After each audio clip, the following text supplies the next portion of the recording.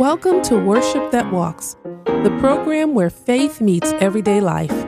We're so glad you've joined us today for a time of encouragement, Bible teaching, and worship that doesn't just talk, but walks.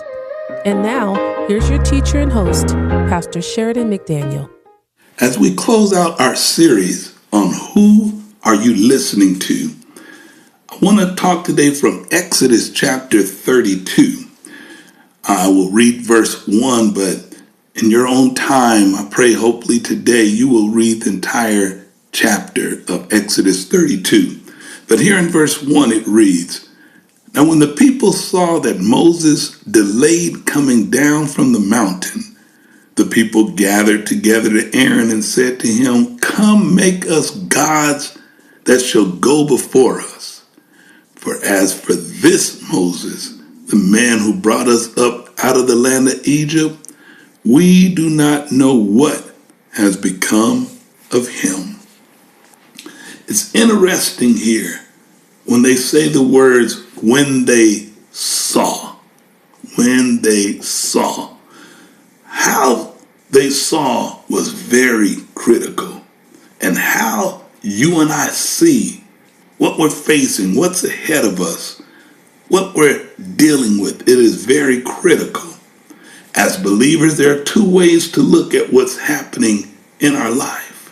There is a natural way of seeing what's happening in our life, and then there's a spiritual way of seeing what is happening in our life. In 2 Kings chapter 6, verse 14 and 17, we see a powerful example of seeing something naturally versus seeing something spiritually. It reads in 2 Kings chapter 6, verse 14, "Therefore he sent horses and chariots and a great army there, and they came by night and surrounded the city. And when the servant of the man of God arose early and went out, there was an army surrounding the city with horses and chariots. And his servant said to him, 'Alas, my master, what shall we do?' Verse 16, so he answered, 'Do not fear, for those who are with us are more than those who are with them.' And Elisha prayed and said, 'Lord, I pray, open his eyes that he may see.' Then the Lord opened the eyes of the young man, and he saw, and behold, the mountain was full of horses and chariots of fire all around Elisha." What was happening there were the enemies of Elisha came to kill him. And they surrounded his house, the area where he was staying. And when Elisha's servant, who was named Gehazi, saw all of the army, and he saw them physically, they surrounded them. When he saw them, he panicked. And his cry was, "What shall we do?" And Elisha, who was calm when he answered his servant Gehazi, he told him, "Do not fear." Why? Because those who are with us are more than those who are against us. And of course, all Gehazi saw was the army standing against them. And Elisha, he saw both the army standing against him and the army of God that was there. Elisha saw both naturally and he saw spiritually. And he put his anchor in what he saw spiritually.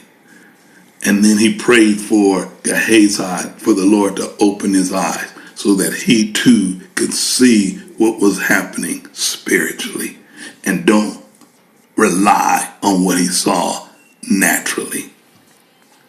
Here, you and I must walk and know that there are two ways we will look at what's happening in our life. We will see it as Elisha, we will see it spiritually, or we'll see it as Gehazi naturally. The natural look will cause panic. The spiritual look will cause peace. Here in our text in Exodus chapter 32, The Israelites were using their natural sight instead of their spiritual sight. And by using their natural sight, they interpreted what was happening with Moses and God naturally. God had called Moses up to the mountain, and God was having a conversation with Moses up on that mountain. And all Israel saw it as was something that was natural, and they looked at it from a standpoint of, we don't understand why Moses is gone up there and is staying up there so long.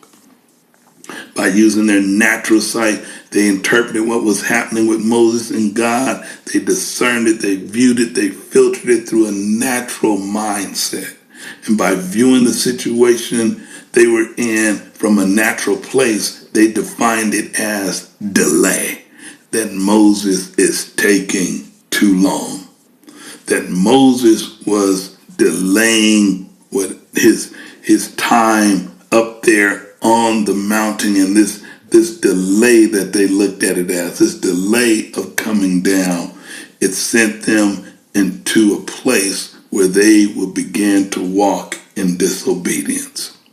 Moses was delayed. God wasn't delayed. Delay did not mean Moses was not coming down. He was just taking too long for them. Delay meaning, in their mind, he was late and he was operating too slow. And when they saw Moses as being delayed and operating too slow, their mindset was also that God was operating too slow. That both God and Moses were in this space called delay. And when we say God is moving too slow, when we say he is taking too long, like Israel, we are looking at our situations through our natural lens. As believers, we must see that all that is happening in our life, we must see it through our spiritual lens. When we ask God to open our eyes, just as Elisha did for Gehazi, don't expect to see what Elisha and Gehazi saw. Don't expect to see what God is doing. The message of 2 Kings is not that God is going to show you and show me what he is doing. The message of 2 Kings is that even when you don't see him, he's working. Because God's activity is not dependent on our visibility. It's anchored in his sovereignty. God works beyond what you and I can see. Just because you don't see movement doesn't mean there is no activity. God works behind the scenes in places where we can't access, in ways that you and I cannot trace. God is always working, even when he is silent. That's why we have to stop saying the devil is busy. The devil is busy. We must replace that with God is busy. God is busy. Silence is not absence. Let me say that again. His silence, God's silence, is not absence. One of the greatest misconceptions is, if I don't hear him, he must not be there. But throughout Scripture, God often does his deepest work in quiet seasons. Think about the book of Esther. God is never mentioned, yet his hand is evident in every detail. Just because God is silent doesn't mean he's still. God is working on what you and I don't understand yet. We often want explanation before trust, but God calls for trust without full explanation. For we walk by faith, not by sight. While you're waiting, he's arranging. While you're confused, he's coordinating. While you're hurting, he's healing. Delay does not mean denial. When you don't see immediate results, it's easy to assume nothing is happening. But God's timing is intentional. What God is preparing for you often requires preparation in you. God is working in you, not just for you.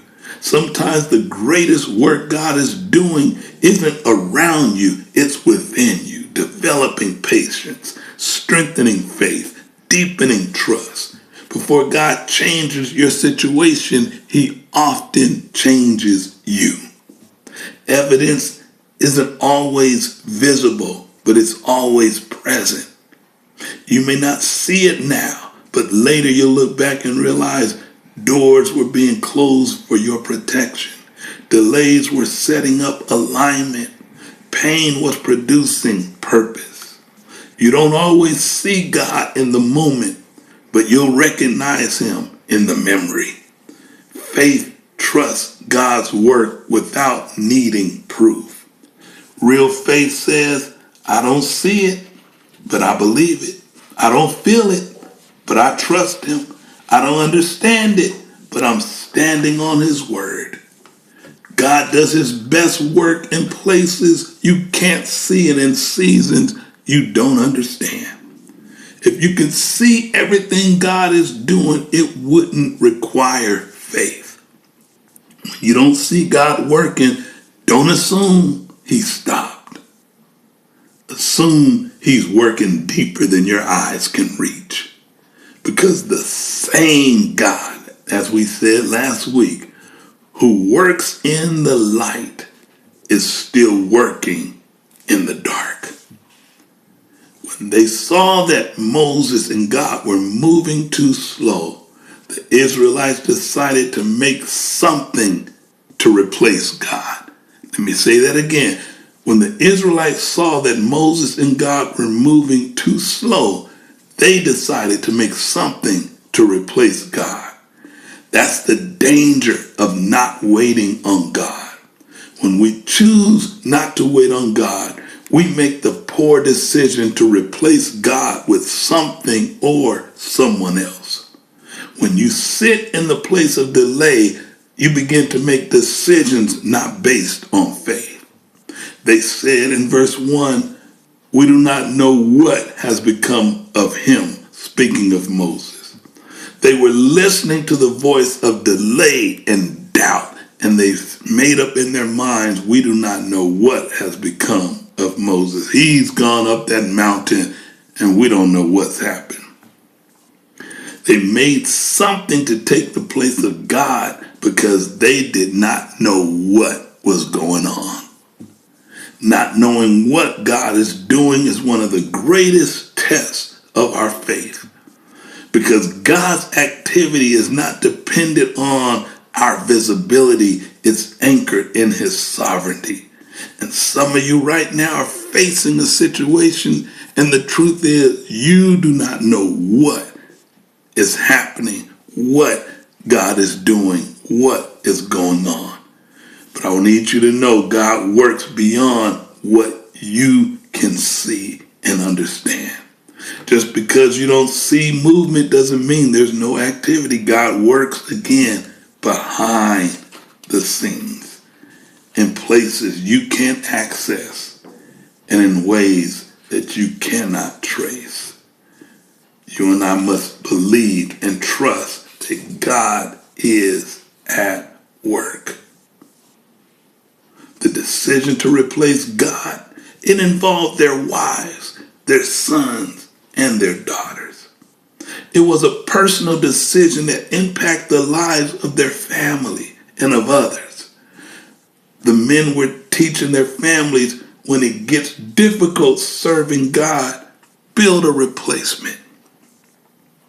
What lessons am I teaching my family about serving God in the trenches of life? We must ask ourselves, what am I teaching my family today when I run into difficult seasons where I don't know what God is doing and I don't understand and I cannot see his plan working out? And my response to that, what am I teaching my family? What am I teaching my children? What am I teaching my spouse? To satisfy our own weariness, we often make decisions that impact the lives of others in a negative way. The decision to replace God, it took some time. Internally, when you make a decision that, God, I don't know what you're doing, and I'm going to choose this path, this route, this person, because I don't know what you're doing and I'm about to replace you with something or someone else. That decision, it takes time. Internally, you are fighting against God while building a replacement. When you make something to replace God, you have to constantly deny the Holy Spirit. You have to enjoy what you are making. When you make something to replace God, you have to lie to yourself.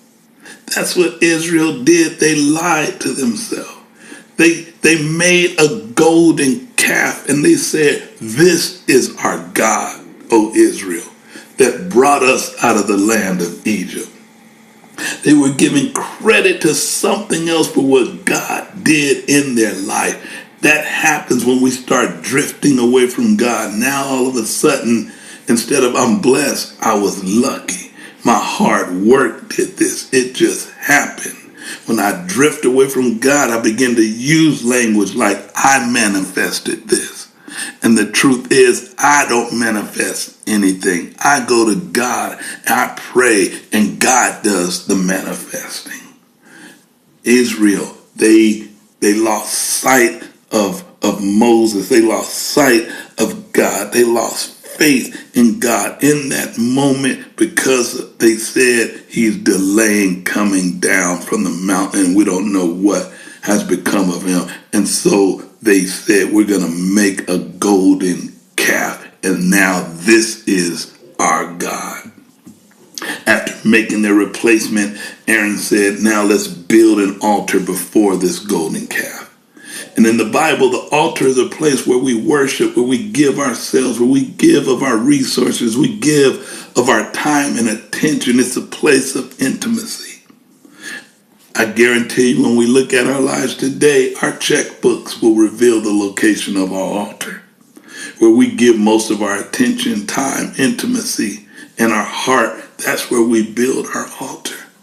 And the location of our altar is supposed to be built before God. But for many today, they have built their altar before the TV, before the job, before their ministry, before their social media accounts.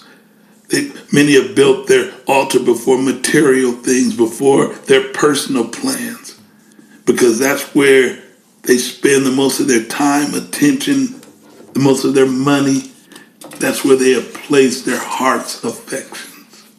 When you make something to replace God, you're corrupting yourself. You'll see that in verse 7 of chapter number 32. What we call delayed, God says we turn too quickly. You begin living unrestrained. When you make something to replace God, it comes from a place of stubbornness. This act of replacing God was birthed out of a place of familiarity. They acknowledged that Moses brought them out of Egypt, which means his work in their lives became commonplace. They knew it wasn't this golden calf. They knew it was God who did it. But God had become familiar to them. His work in their life became common. Deliverance from Egypt, manna from heaven, water from a rock, victory after victory over their enemies. The work of God in their life lost its awe. It lost its wonder. It lost its amazement and became familiar and common. When we lose the awe of God, the wonder, the amazement of his presence and his work in our life, when we lose that, he will become familiar. And when that happens, he will be replaced. When his word becomes familiar and common in my life, eventually it will be replaced. When his word comes to you through your pastor, through your teacher, leader, when that word through them becomes familiar, when their voice just becomes common, it will have no effect in your life. Don't let the attraction of others or of this world outweigh the God who brought you out. Every single day of your life, thank him for bringing you out. Thank him for blessing you. Thank him for providing for you. Thank him for keeping you, because the more you thank God, the more you will trust God, and you will not become familiar, and you will not become common, or rather you will not allow his presence and his word and his work to become familiar and common in your life.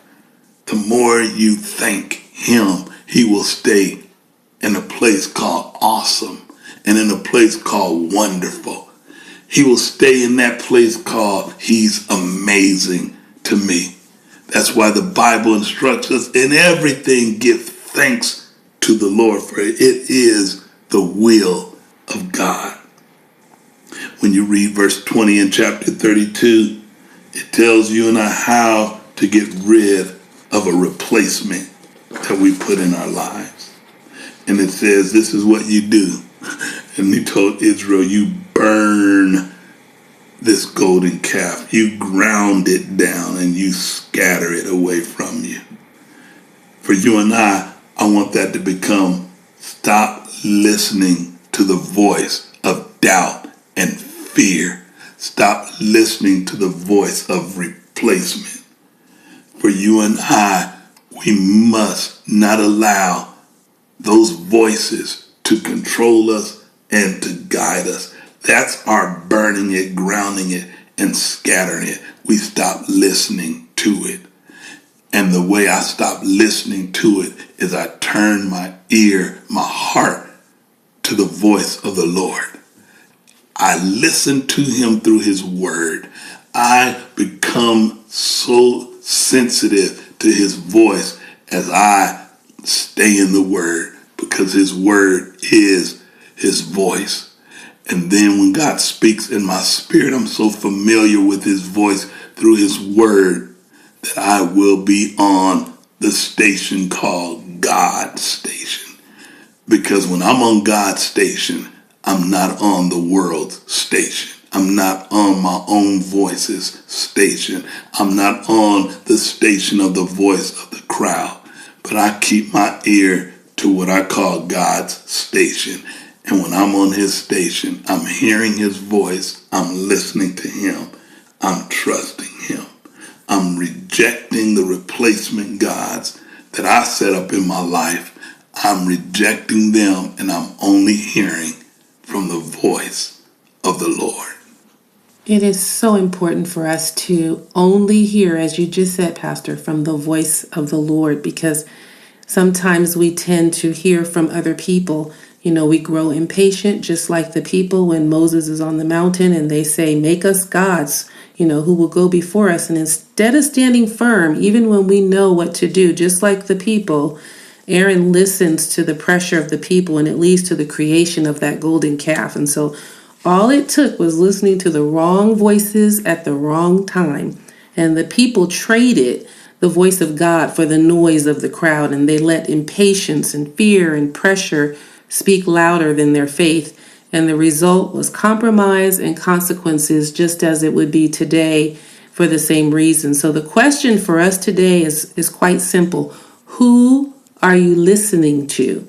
Are you being led by God's voice or pushed by culture and emotions and the opinions of others? Because the loudest voice isn't always the right one. And when we listen to the wrong voices, we find ourselves building things God never told us to build, just like they did. So slow down, be still, and make sure the voice you're following is God's. Hello, family. This is Pastor Sheridan McDaniel with Worship That Walks. I'm so excited to remind you about our biblical trip to Greece this November 9th, a life-changing journey in the footsteps of the Apostle Paul. You'll visit Athens, Corinth, Philippi, and more. Enjoy a 3-day cruise to incredible destinations like Ephesus and Patmos. And there's an optional 3-day Rome extension available. This powerful trip will include teaching from myself and Bishop Kenneth Omer, and space is limited. Get all the details and register today at worshipthatwalks.org. Don't wait. Secure your spot and join us for the journey of a lifetime.